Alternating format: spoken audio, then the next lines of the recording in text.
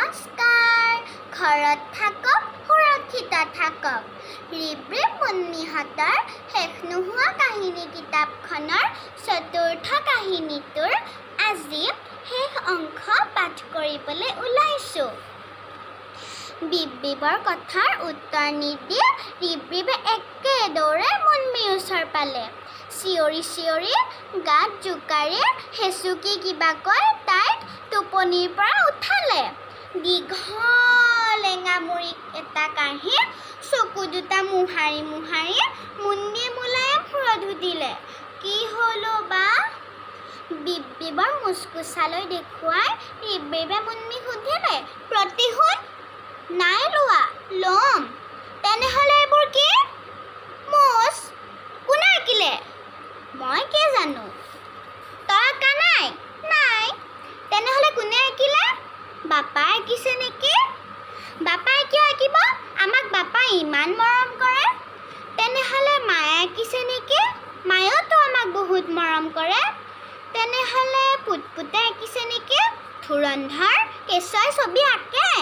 আঁকিবও পাৰে, তহঁতেই দেখোন কৈ থাক। পুতপুতৰ মূৰত বহুত ঘি আছে। মুন্মিৰ মুখত বাৰে বাৰে তাইৰ নামটো শুনি পুতপুতৰ বুজিবলৈ বাকী নৰল যে মুন্মিয়ে নিশ্চয় মুচবোৰ তাইক অঁকা বুলি কৈছে। পুতপুতৰ খং উঠি গ'ল জানানে? নুঠিব।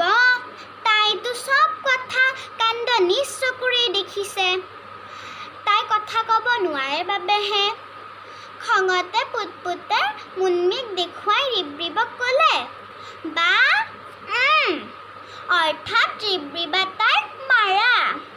ইফালে মুন্মিৰ মস্ত খং উঠিছে।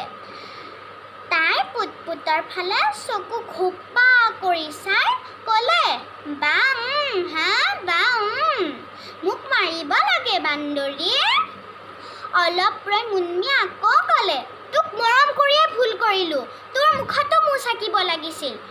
খঙৰ ভমকত তাইৰ মুখৰ পৰা ফচকৈ ওলায়ে গ'ল দিয়া।